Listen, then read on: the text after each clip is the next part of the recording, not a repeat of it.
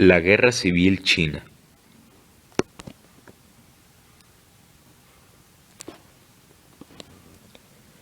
El gigante asiático mantenía un régimen feudal caracterizado por el gobierno autócrata de terratenientes o señores de la guerra.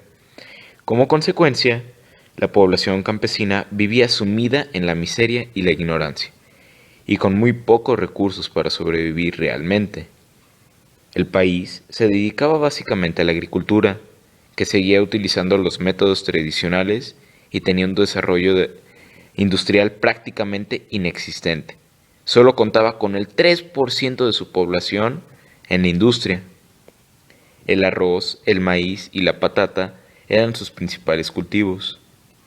A esto se le sumaba el crecimiento exponencial de la población, las dificultades naturales propias de la región, como sequías, inundaciones, terremotos, entre otras, que provocaban hambrunas frecuentes y la consiguiente muerte de millones de chinos. Los campesinos debían entregar más de la mitad de la cosecha a los terratenientes, lo que limitaba enormemente su posibilidad de supervivencia. El Partido Nacionalista de Kuomintang, dirigido por Sun Yat-sen, llevó a cabo un levantamiento que acabó no solo con la dinastía Qing, sino también con el gobierno tradicional de los emperadores chinos desde el año 3000 a.C. En 1912, Puyi, el último emperador chino, fue destituido y llevado al centro de Pekín. Ese mismo año se proclamó la República China con capital en Pekín, instaurándose así una democracia parlamentaria y proponiéndose liberar al país del imperialismo extranjero. Tras la muerte de Sun Yat-sen al frente del partido Kuomintang, su sucesor fue Chiang Kai-shek, quien orientó el país hacia un conservadurismo nacionalista, que dio lugar a una fuerte oposición al comunismo.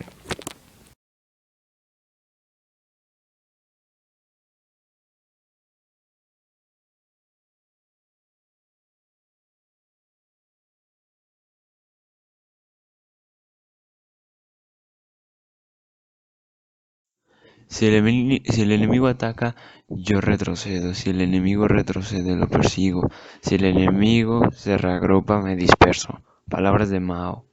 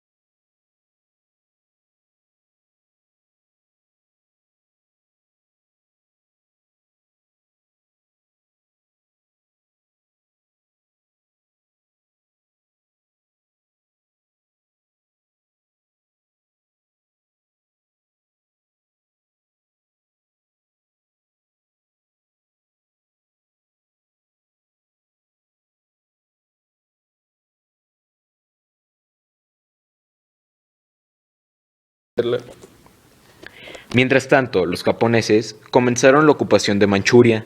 Antes y durante la Segunda Guerra Mundial, entre 1937 y 1946, China fue invadida por las tropas niponas.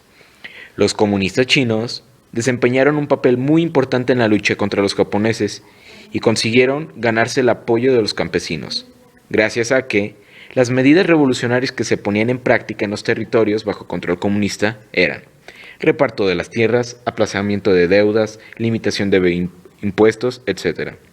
Chiang se negó a aliarse con los comunistas para combatir las fuerzas niponas, lo que provocó su secuestro en 1936.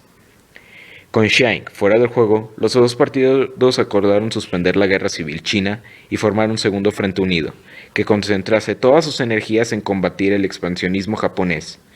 Sin embargo, la colaboración fue mínima durante todo el conflicto. Incluso tuvieron lugar enfrentamientos entre comunistas y nacionalistas en plena guerra a finales de 1940 y principios de 1941. En 1940, Chiang Kai-shek exigió la retirada del Partido Comunista de las provincias de Anhui y Jiangsu. Los mandos del nuevo Cuarto Ejército, el formado por comunistas y nacionalistas, se plegaron de la retirada exigida por el partido Kuomintang, pero sufrieron la emboscada de fuerzas nacionalistas, que les infligieron un catastrófico derrota en 1941 en enero. Este choque, conocido como el incidente del nuevo Cuarto Ejército, debilitó la posición del Partido Comunista en China Central y puso fin a cualquier posible cooperación entre ambas facciones que ya se superaba por tomar posiciones de la vuelta de la guerra civil inevitable. La rendición japonesa significó la continuación de la guerra civil china, que enfrentaron los nacionalistas y comunistas. Las fuerzas comunistas controlaban una gran parte del territorio chino, que reunía más de 100 millones de habitantes. La mayoría eran campesinos, obviamente.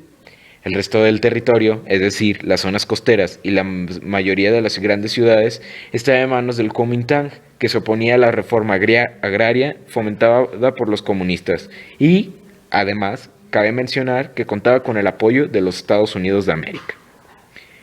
En 1947, las fuerzas comunistas protagonizaron una gran ofensiva que culminó con la reconquista de Manchuria y la conquista de ciudades más importantes.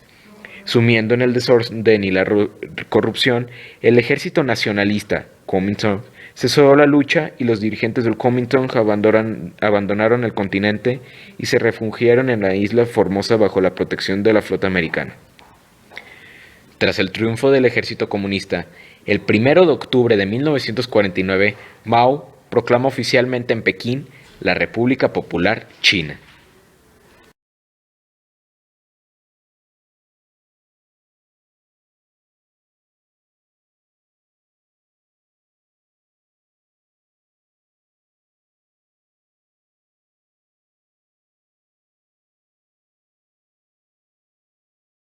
(1918) Comienza el reclutamiento del Ejército Rojo.